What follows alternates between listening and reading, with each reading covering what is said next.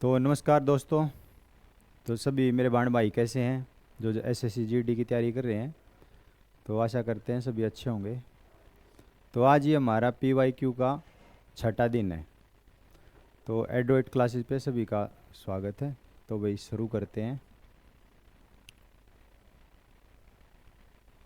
जैसे कि इसमें पहला प्रश्न हमारा, बुद्ध पूर्णिमा जो गौतम बुद्ध के भक्तों द्वारा मनाई जाती है को निम्नलिखित में से किस राज्य में सागादावा के नाम से जाना जाता है।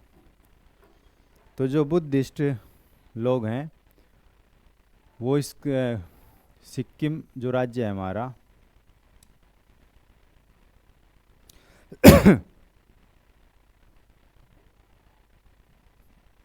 सिक्किम राज्य में मनाई जाती है। तो इसका जो आंसर होगा वो होगा सिक्किम।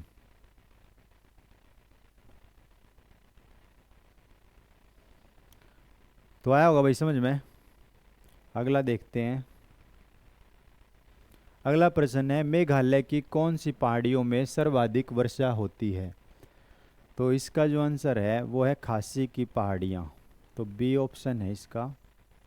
अब थोड़ा सा इनके बारे में जान लेते हैं कि भाई जो खासी की पहाड़ी हैं तो ये कौन से राज्य में है। तो मेघालय में 3 पहाड़ी हैं, गारो, खासी और जयंतिया।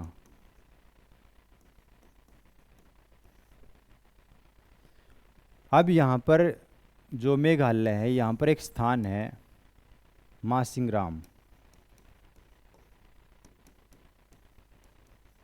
मासिंगराम या मासिनराम भी बोल दें इन्हें, मासिनराम। तो ये जगह है जहाँ पर विश्व की सबसे ज़्यादा बारिश होती है। उसके अलावा अरावली पर्वत। अब जो ये अरावली की पहाड़ी हैं ये गुजरात से लेकर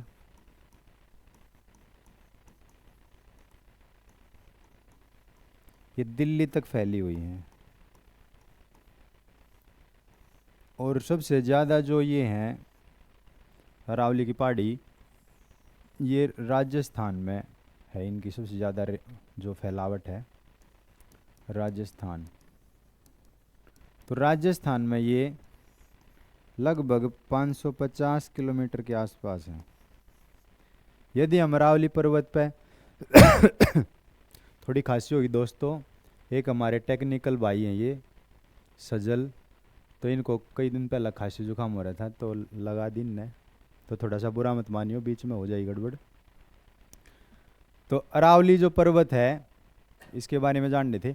इसकी जो सबसे ऊंची चोटी है, सबसे ऊंची चोटी, तो सबसे ऊंची चोटी है माउंट आबू में है गुरु शिखर। माउंट आबू में गुरु शिखर।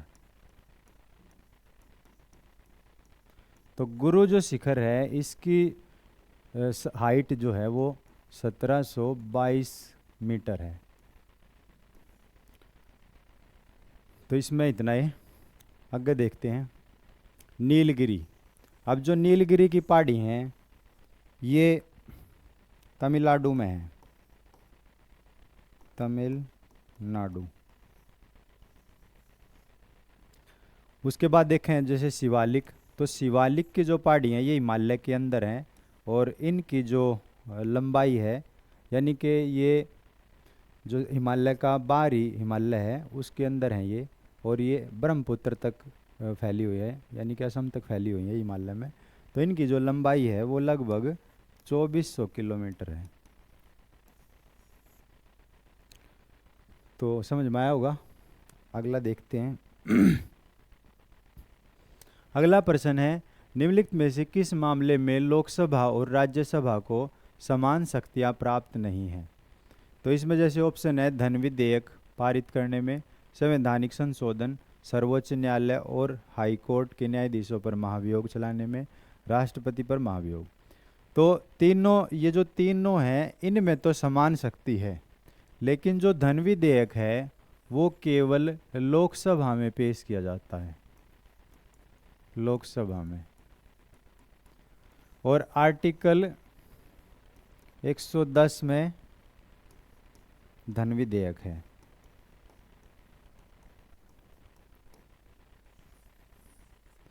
उसके अलावा जो राज्यसभा है, धन विधेयक को वहाँ पर भेजा जाता है तो राज्यसभा उसे केवल 14 दिन तक रोक सकती है, ठीक है। उसके बाद उस पर सुझाव दे सकती है। अब सुझाव मानना या ना मानना वो लोकसभा के हाथ में है, ठीक है। तो फिर जो राज्यसभा उसको वापस कर देगी, 14 दिन तक रोक सकती है राज्यसभा। राज्यसभा इसे 14 दिन तक रोक सकती है। फिर उस पर अपना भाई सुझाव दे के वापस भेज देगी, फिर वो लोकसभा में पास हो जाएगा। और जो ये तीनों है, जैसे संविधान में संशोधन करना है तब दोनों की सहमति होनी आवश्यक होती है। और जो हाई कोर्ट सुप्रीम कोर्ट के जो न्यायाधीश हैं इनको जब हटाना है तो वहाँ पर भी दोनों की सहमति जरूरी है, और राष्ट्रपति पर महाभियोग भी। तो आया होगा समझ में। अगला देखते हैं। अंग्रेजों ने अवध पर कब कब्जा कर लिया था? तो अंग्रेजों ने जो अवध पर कब्जा किया वो 1856 में किया था। तो उस टाइम पे जो भारत के गवर्नर जनरल थे वो थे लॉर्ड डलहौजी। तो लॉर्ड डलहौजी ने एक नीति चलाई थी, हड़प की नीति। हड़प की नीति। तो अवध का जो अंतिम नवाब था वो था वाजिद अली शाह। वाजिद अली शाह। तो इसको हटा दिया गया था और फिर जो लॉर्ड डलहौजी है उसने अवध पर कब्जा कर लिया था। तो इसमें इतना ही, आगे चलेंगे। अगला प्रश्न है, ऋग्वेद में सूक्तों की संख्या, सूक्तों का संग्रह है तो उनकी संख्या बतानी है। सूक्त कितने हैं? तो ऋग्वेद में 1028 सूक्त हैं। उसके अलावा जो, जैसे ऋग्वेद की बात कर लें और हम, ऋग्वेद ये विश्व का सबसे पुराना ग्रंथ है। विश्व का सबसे पुराना ग्रंथ है। दूसरी बात करें हम इसमें तो इसके अंदर 10 मंडल हैं। 10 मंडल हैं। 10,462 10,462 इसमें ऋचाएँ हैं। तो 10,462 ऋचाएँ हैं और 1028 सूक्त हैं। 1028 सूक्त। जैसे देखें, मंडल का मतलब एक तरीके से ऋग्वेद में ये चैप्टर हैं, और जो 10,462 ऋचाएँ हैं ये एक तरीके से मान लेंगे हम यहाँ पे श्लोक हैं, और 1028 सूक्त हैं ये मान लेंगे लेसन है। उसके अलावा जैसे जो वेदों की हम बात करें तो वही वेद हैं 4 वेद हैं। एक ऋग्वेद हो गया, दूसरा सामवेद हो गया, तीसरा यजुर्वेद हो गया और चौथा अथर्ववेद हो गया। तो अथर्ववेद, ये 4 वेद हैं। इनका जो संकलन करता थे वो महर्षि कृष्ण द्वैपायन वेद व्यास जी थे। अच्छा, जो ऋग्वेद है इसका जो उपवेद भी यदि पूछा जाए तो आयुर्वेद है। सामवेद है, इसका नृत्य गान से साम का अर्थ होता है गान। साम का अर्थ है गान। तो भारतीय संगीत का इनको सामवेद को जनक माना जाता है।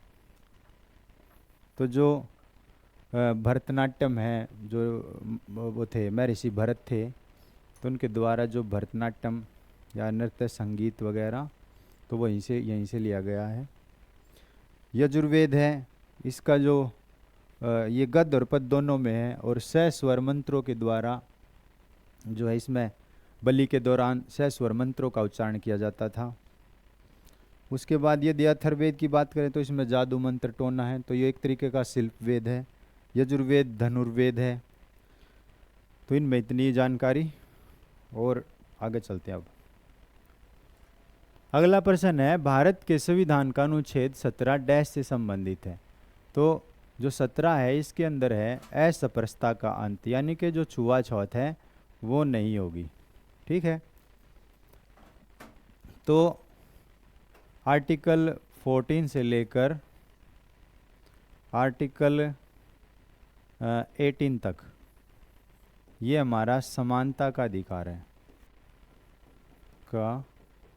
है, या समता का अधिकार है। तो उसी के अंदर है आर्टिकल 17, यानी कि भाई किसी के साथ किसी प्रकार का भेदभाव नहीं किया जाएगा, छुआछूत नहीं की जाएगी, छोटा बड़ा नहीं किया जाएगा, तो वो इसमें बताया गया है। उपाधियों के अंत की यदि बात करें तो ये आर्टिकल 18 में है, और विधि के समक्ष यदि समानता की बात करें तो ये आर्टिकल 14 में है। शिक्षा का जो अधिकार है वो हमारा आर्टिकल 21 में है, जिसमें प्राण एवं दैहिक स्वतंत्रता है, तो उसी के अंदर है शिक्षा का अधिकार भी। तो 6 से 14 साल के जो बच्चे हैं उनको फ्री में एजुकेशन। अगला है, गोफ नृत्य किस राज्य का प्रसिद्ध लोक नृत्य है। तो गोफ नृत्य की बात करें तो ये गोवा राज्य का है, और गोवा राज्य में और भी बहुत सारे हैं, जैसे भाई तरंग मेल, ढक्कनी, इसने कई जगह देखनी भी बता दें, देखनी, फुगड़ी भी है यहाँ का, गोफ हो गया, मांडी हो गया। तो इस तरीके से हम इसने याद कर सके हैं। तो इसमें इतना ही। अगला देखते हैं। एक दिन मैं ये स्पेशल लूँगा, जो भी हमारे फोल्क डांस है ना, इनको मैं ट्रिक से याद कराऊंगा, जितने भी सभी राज्यों के। अगला देखते हैं। हेमिस पर्व मुख्य रूप से डैश में मनाया जाता है। तो हेमिस जो पर्व है ये एक बुद्धिस्ट यानी कि बौद्ध धर्म के जो लोग हैं उनका त्यौहार है यो, और ये लद्दाख राज्य के अंदर मनाया जाता है। तो इसका जो आंसर होगा लद्दाख। तो ये बौद्ध धर्म का त्योहार है। अगला देखेंगे। अगला प्रश्न है, निम्नलिखित में से कौन सा कर्तव्य भारतीय संविधान में 42वें संविधान संशोधन द्वारा नहीं जोड़ा गया था।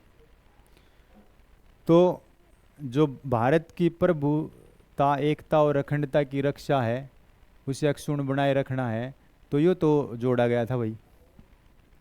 अगला है, देश की सामाजिक संस्कृति, ये भी जोड़ा गया था, मतलब कि ये मौलिक कर्तव्यों के अंदर है और ये जोड़ा ही गया था। अच्छा, सार्वजनिक संपत्ति की रक्षा करना और हिंसा से दूर रहना, ये भी है।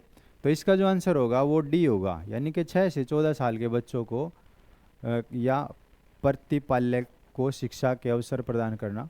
तो जो 6 से 14 साल के बच्चे हैं, यो 86वां संविधान संशोधन हुआ था 2002 में, और इसे लागू 2003 में किया गया था। तो 8 और 6 14, तो इससे याद रख सकें हम। तो 6 से 14 साल के बच्चों को उनके जो भी माता पिता हैं उनका कर्तव्य बनेगा कि वे अपने बच्चा ने बड़का ने स्कूल में भेजें। तो अगला देखते हैं। अगला प्रश्न है, निम्नलिखित में से क्या राष्ट्रपति पद की उम्मीदवार के लिए एक आवश्यक योग्यता नहीं है। तो इसका जो आंसर होगा वो होगा हाई एजुकेशन या उच्च शिक्षा।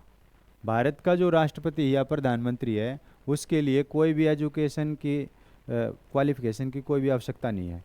यहाँ पर जो अनपढ़ आदमी है वो भी बन सकता है, ठीक है। तो शिक्षा का उसमें कोई वो नहीं है, उसके लिए शिक्षा का कोई प्रावधान नहीं किया गया। हाँ, ये ज़रूर है, भारत का नागरिक होना चाहिए, लोकसभा के सदस्य के रूप में चुनने के लिए उसके अंदर योग्यता होनी चाहिए, और 35 वर्ष जो है वो उसकी उम्र होनी चाहिए। तो ये तय मांगी जाती हैं। अगला देखते हैं। तो अगला तो ख़त्म। तो भाई कैसी लगी वीडियो? तो सारे बाण भाई एक बार ज़रूर बताना। और थारी एक दिक्कत है यार, तुम ये भी बता दो। अरे कमेंट तो कर दो, नीचे लिख के बता दो भाई मसाला थोड़ा है तो और बढ़ा लेंगे। कमेंट करा करो, लाइक करा करो, अपने दोस्त भाइयों में और बहना में शेयर जरूर करा करो। तो वीडियो देखने के लिए सभी भाण भैया का बहुत बहुत धन्यवाद। और सभी भाण भैया ने हाथ जोड़कर प्यार भरी राहुल भाई की राम राम।